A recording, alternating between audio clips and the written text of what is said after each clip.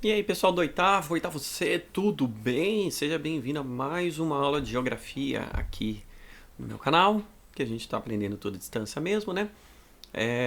Lembrando que essa é uma aula ao vivo, não ao vivo, né? Eu coloco como estreia no YouTube, mas esse conteúdo já foi gravado, mas eu tô aí no chat, olhando o que vocês estão escrevendo, o que vocês estão comentando. E também lembrando que deixar comentário no vídeo, deixar uma observação, vale nota de participação desse terceiro bimestre. E é importante também, galera, quando for comentar, se o seu nome do YouTube não é o seu nome completo para eu reconhecer na sala de aula, deixa o seu nome para eu entender que foi você, quem foi que comentou, né? Porque às vezes está lá é, Juquinha Bala 3000 BR Rui Rui. Quem é esse cara? Eu não sei, tá? Então vamos deixar os nomes aí bonitinho para eu poder contabilizar como participação. Lembrando que participação vale até um ponto na nota final do terceiro bimestre. E parece que não, galera, mas um ponto faz uma bela de uma diferença. Tudo bem? E a diferença entre continuar com uma nota vermelha e ficar com uma nota azul, tá? A gente vai continuar falando, tendo essa visão muito mais econômica das coisas, né? Na aula passada eu falei da ONU, eu falei da, da OCDE, e a gente vai continuar falando um pouquinho mais alguns traços internacionais antes de entrar em Brasil, porque esse conteúdo pede para eu falar para vocês da posição do Brasil em relação a alguns órgãos internacionais. Só que não adianta nada eu chegar aqui já, ó, Brasil ele funciona assim, assim, assado, no bloco econômico, na ONU e tal. Se você não sabe ainda o que é a ONU, o que são os blocos econômicos, então a gente precisa assim entender esse básico que pode ser que vocês já viram, pode ser que ainda não tenha visto, mas o importante é rever para pro conceito ficar bem guardado na nossa mente, tá? Se vocês deixarem dúvidas aí no chat, eu vou responder também, tá? Então vamos lá, vamos entender o que é bloco econômico, que em alguns locais, em vez de estar escrito bloco econômico, ele coloca como blocos regionais. É meio que quase a mesma coisa que a gente vai estar falando ali, tá?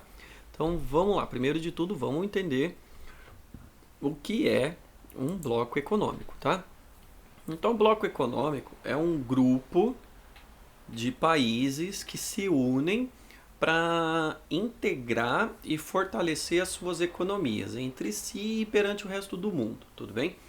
É uma coisa que é um ato que começou depois da Segunda Guerra Mundial, em que a maior parte do planeta saiu destruída economicamente, e aí os países começaram a perceber que, pô, se a gente se juntar aqui em dois, três, quatro, cinco países, a gente pode trocar produtos entre si, né? Mas não é só trocar, de repente ali oferecer algumas vantagens, né? Oferecer algumas facilidades que não teria, tá? E aí o objetivo dos blocos econômicos, né, é garantir uma maior participação na economia mundial, uma proteção com relação aos outros mercados. Mais ou menos assim, ó, pensa o seguinte, uma coisa que vira e mexe acontece ali na escola, que a gente vê, né? São pessoas aproveitando os momentos de intervalo para vender bombom, vender um chocolate, ganhar um dinheirinho ali, né? Aí vamos imaginar que você vende bombom, tá? Você vende bombom a, sei lá, R$ 1. Eu tô chutando o preço aqui, R$ 1, tá bom? Então você está vendendo bombom R$ 1, aí você percebe que tem outras pessoas vendendo o mesmo tipo de bombom, um bombom muito parecido com o seu, e estão vendendo a ali próximo de R$ 1, estão vendendo a 80 centavos, né? A diferença é uma diferença pequena, mas tem uma grande diferença. Então vocês estão disputando o mercado ali, o mercado seria a escola, né? Vocês estão disputando os consumidores entre vocês dois. Para de repente se fortalecerem, em vez de ter dois vendedores vendendo bombons que são muito parecidos, né? Vocês se unem, você e a outra pessoa está vendendo e falar, pô, vamos juntar nossas forças, vende no mesmo preço para todo mundo, a gente consegue alcançar mais pessoas, porque enquanto um estiver vendendo para determinado grupo, o outro vai estar tentando vender para determinado grupo e todo mundo sai lucrando, tá? E vocês conseguem comprar bombons para repor o seu estoque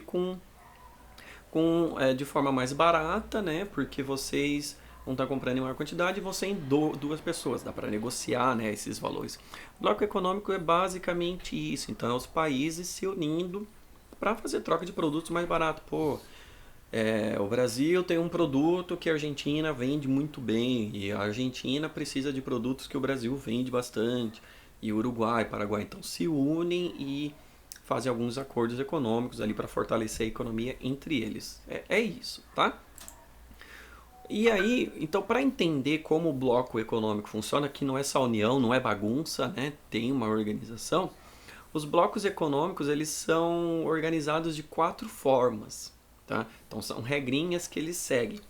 Essas formas eles vão dizer o quão unido são esses países dentro desse bloco, né? Então a nossa união econômica aqui, como que ela funciona? Nós somos muito unidos, nós somos poucos unidos, como é que tá? Então eu vou começar a falar para vocês quais são, começando daquela que é o menor nível de união até a gente chegar ao maior nível de união, tá? Então a primeira, né, que a gente tem, como eu coloquei aqui na tela, é a zona de livre comércio, tá? Então a zona de livre comércio, os países se unem e eles combinam entre eles quais produtos, né, quais mercadorias que eles vão trocar entre si, em que vai facilitar a troca, vai ter zero imposto ou menor imposto, ou vai entrar com mais facilidade nesses países, tá? Ou vai ter a preferência na hora da compra, né? Quem que tá se vier alguém de fora do bloco do bloco econômico e tentar vender o mesmo produto, então quem vai ter a preferência, coisa assim, tá? Então o nome já diz, é uma zona de livre comércio, tá? Então o Brasil, por exemplo, faz isso, ele está dentro de um bloco econômico em que permite a zona de livre comércio, tá? A segunda forma de dividir o bloco econômico, agora mais integrado, é o que a gente chama de união aduaneira. Aduaneira é fronteira, é uma outra palavra para fronteiras, tá? Então é assim, eu pego a zona de livre comércio, só que eu aumento a quantidade de produtos que estão liberados a circular tranquilamente dentro dessa zona de livre comércio. Porém, os países que fazem parte desse grupo, eles vão estabelecer o mesmo valor para produtos que venham de outros países que não fazem parte desse bloco, tá? Então, o que isso significa, né? Vamos imaginar aqui, Brasil, Argentina, Uruguai e Paraguai estão unidos num grupo só, num bloco econômico, e os 4 países precisam comprar algo que vai vir da Europa, dos países europeus, tá? Esse produto que vai vir para dentro, ele tem que ter a mesma tarifa, né? A mesma taxa que vai ser paga para entrar aqui nesses 4 países, tem que ser igual, tanto para o Brasil, Argentina, Uruguai e Paraguai. Tem que ser o mesmo valor. A Argentina não pode cobrar menos, o Brasil não pode cobrar menos, ninguém pode cobrar menos. Tem que cobrar o mesmo valor. Então, para poder ter isso, né? Os países do bloco econômico, eles estão sempre se reunindo, né? Várias reuniões ao longo do ano em que eles vão combinando tal produto, qual que vai ser a tarifa, qual produto, esse produto é zero tarifa, entra de boa. Não, esse daqui tem que ser mais caro por N motivos, tudo bem? Então, isso que a gente chama assim de tarifa externa comum até que tem que ser igual na união aduaneira. Lembrando que a partir do momento que os países combinam que vão ser uma união aduaneira, tem que seguir esses passos, tá? Não adianta nada falar assim, eu vou no bloco econômico aqui, a gente vai, né, fazer uma união aduaneira, vamos unir nossas fronteiras, e você não seguir aquilo que você se comprometeu, né? É diferente lá da ONU, que eu falei que os países não são obrigados a seguir as recomendações. Quando a gente está falando de bloco econômico, sim, tem que seguir. Combinado é o combinado, não pode voltar atrás. Se for necessário voltar atrás, se não está funcionando, se marca reuniões para discutir esses valores. Mas aí o país não pode falar, não vou mais cobrar. Não, tem que ser de comum acordo. Tudo bem? A terceira forma, que é mais ainda integrada, né, muito mais avançada, é o que a gente chama de mercado comum. Ele pega a zona de livre comércio, ele pega a união aduaneira, mas ele também aumenta a integração entre os países a ponto de você começar a padronizar certas leis do trabalho, são iguais para todo mundo do bloco. Algumas leis que vai reger a economia tem que ser igual para todo mundo, né? E dentro do mercado comum você também vai liberar a livre circulação de pessoas. O que eu quero dizer com isso? Se eu moro num país A e quero ir para o país B, eu preciso de um passaporte, né? No mercado comum, eu não preciso do passaporte porque foi combinado o livre trânsito de pessoas. Isso não quer dizer que eu não preciso de documento, não. Eu preciso de ter um documento que vai estar provando quem eu sou, tudo certinho, né? Mas eu não preciso de um passaporte. Então é fácil, só atravessar a fronteira. Chegando na fronteira, né, vai ter algum fiscal que vai olhar meus documentos e falar, ó, tá tudo certinho, entra, né? O RG, por exemplo, pode entrar. Os outros dois blocos, os dois modos anteriores, eles podem pegar, por exemplo, essa característica da livre circulação de pessoas. Eles pode pegar uma característica ali, tá? Mas geralmente não se faz muito isso não, os acordos não chegam a tanto, tá? E aí também dentro do mercado comum as empresas são livres para se instalar em qualquer país dentro desse bloco. Então ela não é obrigada a ficar só no seu país de origem, onde ela surgiu. Ela pode ir ali se movimentando, entrando nas outras partes dos outros países, não tem problema nenhum, tá? E por fim, a última forma que tem de união dos blocos econômicos, a mais avançada que a gente viu até agora, é a união econômica e monetária. Então, as três anteriores somadas, mais uma união em que você vai ter uma moeda única para todos esses países e você vai ter um banco central. Então, cada país ele não vai ter um banco que vai reger sua economia, vai ter um único banco que vai dizer como que tem que funcionar a economia de todos os outros países e vai ser a mesma moeda para todo mundo, tá? No planeta a gente só tem um bloco econômico que chegou nesse nível, que é a União Europeia. E ainda assim, dentro da União Europeia, os países não foram obrigados a adotar o euro, né? Esquece a moeda que existia e agora passa a valer o euro. Foi levado à votação para a população de cada país. Vocês querem trocar a nossa moeda antiga por essa moeda nova?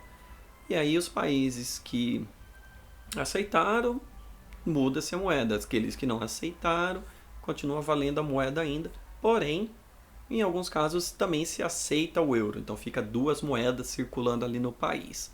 Tudo bem? Então o euro é a modalidade mais integrada. O euro não, desculpa. A União Europeia é a modalidade mais integrada que a gente tem de blocos econômicos. Mas é basicamente esses quatro tipos. Professor, pode ter uma nova forma? Pode. Como que ela vai ser? Não sei, galera. Eu teria que sentar e ficar pensando como que poderia ser um quinto tipo de integração econômica, tá? Mas nada me vem à mente assim, mas não é algo que a gente se preocupa, tá? Tudo bem? Bom, sabendo disso, quando a gente for falar da relação do Brasil com outros países e outros blocos econômicos, a gente consegue entender, então, por exemplo, por que em alguns países o Brasil tem mais facilidade de troca de produtos e outros países não. Por quê? Porque o Brasil ele tem que obedecer algumas regras do bloco econômico em que ele faz parte e, ao mesmo tempo, ele tem que se adaptar às regras de outros blocos econômicos em que ele faz trocas comerciais, tá? Então, vamos lá. Quais são os blocos econômicos que existem no continente americano, tá? Em alguns deles o Brasil faz parte, em outros não. Em primeiro lugar na lista ali, não é uma lista de importância, tá?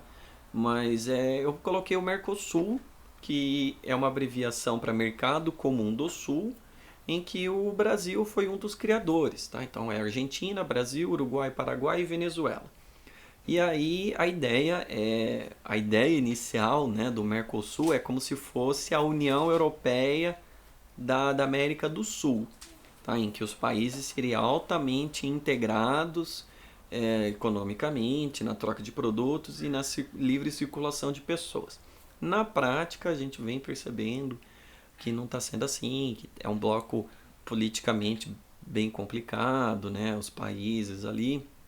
A Venezuela, por exemplo, ela participou da criação, mas atualmente ela está suspensa, né?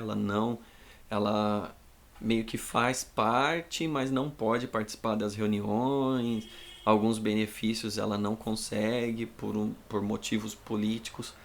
Para você entender esses motivos políticos, procura aquela minha aula sobre migração, em que eu falo dos migrantes na Venezuela, que você vai entender um pouquinho, tá? E o Mercosul ele tem essa questão assim da zona de livre comércio, da união aduaneira, e ela pegou alguns detalhes lá do mercado comum, não 100%, como por exemplo a livre circulação de pessoas. Então, dentro desses países, você pode ir sem a necessidade de ter um passaporte. Então, quando acabar a pandemia, sei lá, por exemplo, você vai viajar para a Argentina, você não precisa tirar um passaporte, você só precisa ter o seu RG, ter documentos que provem quem é você, tudo bem? Alguns outros países que não fazem parte do Mercosul, mas fazem comércio com o Mercosul, eles recebem o nome assim de membros associados, né? Membros associados, pensa assim, é tipo você ser sócio de um clube, mas você não pode usufruir de tudo que o clube oferece, você é só de algumas coisas. O membro associado é isso. Por exemplo, o Chile, ele não faz parte oficialmente do Mercosul, ele não quis fazer parte, mas ele faz trocas comerciais, ele aproveita alguns detalhes do Mercosul, né? A gente, por exemplo, um brasileiro que quiser ir para o Chile não precisa de passaporte, só com o RG já consegue. É um dos exemplos, mas tem os lados econômicos das trocas de produtos, tá? Tem outros blocos, tem vários blocos, cada bloco vai ter um objetivo, cada bloco vai ter um foco, que eu não vou ficar aqui falando de todos, porque ó, senão essa aula vai longe. Ainda mais porque mais para frente a gente vai se focar mais assim, na questão do Mercosul, tá?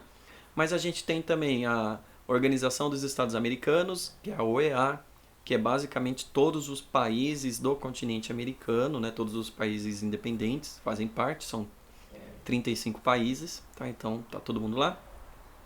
A gente ainda tem no continente americano o NAFTA, que é a sigla, né, em inglês para Acordo de Livre Comércio da América do Norte, que atualmente o NAFTA está ali meio suspenso, porque o presidente dos Estados Unidos, o Trump, ele falava que o NAFTA não estava funcionando muito bem, e ele criou um novo chamado USMCA, que é basicamente, se você olhar ali, o US Estados Unidos, o M é México e o CA é o Canadá.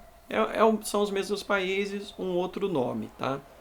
A gente tem a Unasul, União das Nações Sul-Americanas, em que a ideia dela era ser muito mais a União Europeia do que o Mercosul, por exemplo, né? Que fazem parte todos esses países, né? É uma união de todos os países da América do Sul, que atualmente ele está ali meio suspenso, não está funcionando direito, assim, por várias questões políticas, né? Porque imagine só, fazer a integração econômica também é uma integração política, né? Fazer as várias visões políticas diferentes conversarem entre si, e isso não é fácil nem um pouco fácil, né? Então vocês terem essa noção. Aí a gente vai ter também a ALBA, Aliança Bolivariana para os Povos da Nossa América, que é aí quem faz parte? Antigua e Barbuda, Cuba, Dominica, Nicarágua, São Vicente e Gradina e Venezuela. Então, todos eles têm algumas características que eles se juntaram e falam, pô, vamos ajudar entre nós, né? A gente também tem a CAN, Comunidade Andina, que aí é Bolívia, Colômbia, Equador, Peru, Chile e Venezuela, países que têm em comum a Cordilheira dos Andes, mais a Venezuela, né, ali. E a gente tem também a ALAD, Associação Latino-Americana de Integração, tá? E aí o Brasil faz parte também. Vocês perceberam que o Brasil apareceu em outros blocos econômicos? Não tem problema. O país ele pode participar de quantos blocos econômicos ele quiser ou puder. Um dos grandes detalhes é que todos esses países eles precisam ter características comuns entre si, né? No nosso caso, o que a gente percebe é que todos eles estão aqui na mesma região que é o continente americano. Então, há uma proximidade física, tá? É muito difícil você ver blocos econômicos em que não há uma proximidade física, não há uma característica em comum que ligue todos esses países. Geralmente não funciona, tá? Então, professor, eu estava vendo aqui os BRICS, que eu vou falar em outra aula. Eles não são bloco econômicos? Não, eles não são bloco econômicos, eles não se encaixam aqui nessas definições e eu vou explicar por que na próxima aula. Tudo bem? É uma aula curta, uma aula simples, para a gente só mesmo relembrar o que é um bloco econômico, né? As divisões, façam suas anotações, revejam as outras aulas, lembre-se de comentar, se cuidem. O fato de não estar fazendo a aula ao vivo está deixando tudo até mais rápido, mais tranquilo, né? Agora eu defini certinho um horário em que eu vou colocar as aulas para funcionar, que vai ser toda quarta-feira às 2 da tarde, tá lá estreando no YouTube, beleza? Então não tem erro. Quarta-feira, 2 da tarde, oitavo C, tá lá já no YouTube, você recebe a notificação, assina o canal. Tudo bem? Então, gente, se cuida. É isso a nossa aula. Usa máscara, álcool gel, vamos ficar em casa se realmente necessário, para a gente poder voltar para a escola o quanto antes, né? Então é isso e eu vejo vocês na nossa próxima aula, semana que vem. Tchau, tchau!